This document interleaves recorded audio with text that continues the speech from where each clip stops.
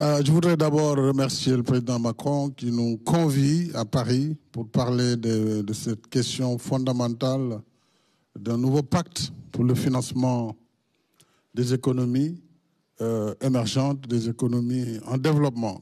Je voudrais, partant d'ailleurs des constats qui ont été faits ce matin, qui consistent à dire que le modèle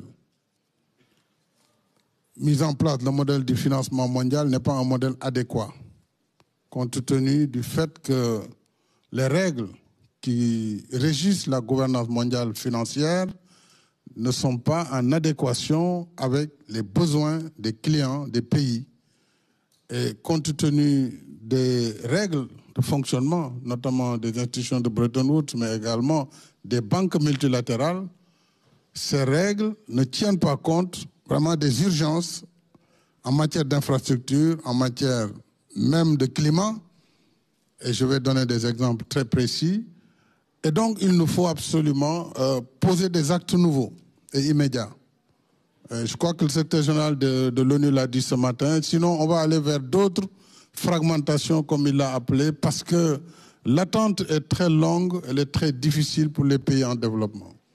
Alors, depuis Paris 2021, nous avions beaucoup parlé et nous avions lancé avec beaucoup d'espoir la réallocation des droits de tirage spéciaux.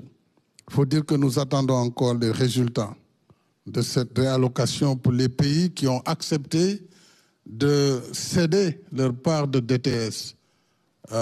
Mais entre cela et la réception par les États, il y a un fossé énorme. Donc, je pense, avant la clôture demain, peut-être que nous saurons ce qui est devenu, finalement, ce que sont devenus ces engagements pour la réallocation des droits de tirage spéciaux. Il nous faut donc changer la gouvernance pour pouvoir répondre aux besoins du financement des infrastructures. Et le besoin le plus urgent pour l'Afrique, c'est le financement des infrastructures. Puisque c'est un vaste continent, un territoire de 30 millions de kilomètres carrés où il manque de tout. Manque de tout. Pas de route, pas de chemin de fer, pas d'électricité. Alors, donc les besoins pour nous, c'est ça. C'est pas que le climat. Le climat fait partie de nos engagements. Sur le sommet de Paris, nous nous sommes engagés. Sur l'énergie, nous avons fait des efforts. Le cas du Sénégal, nous sommes à 31% d'énergie renouvelable sur la base d'une dette qui est faite, pas dans des conditions toujours favorables.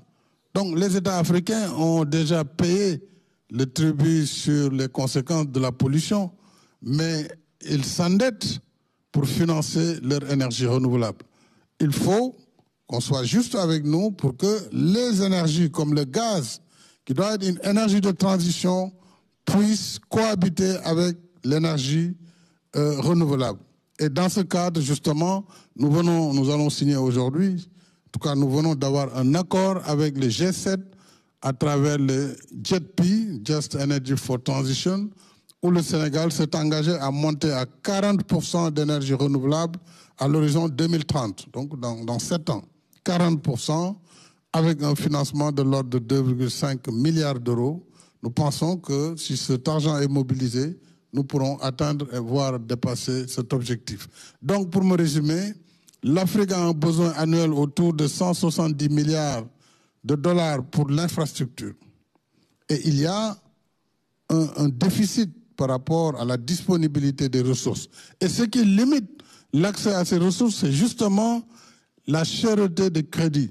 Et cette cherté est due en partie à la perception du risque et aux assurances qui sont exigées, lesquelles assurances, en moyenne, tournent autour de 12% du crédit. 12%, et c'est upfront qu'on nous exige de lever cet argent, surtout pour ce qui concerne les crédits EXIM et tous les crédits, en tout cas privés. Donc, si on arrive à trouver une solution sur la prime d'assurance, je pense qu'on aura beaucoup aidé les pays en développement dans l'accès aux conditions du marché ou dans le blending finance qui permettra, en tout cas, de mettre plus de ressources sur le continent.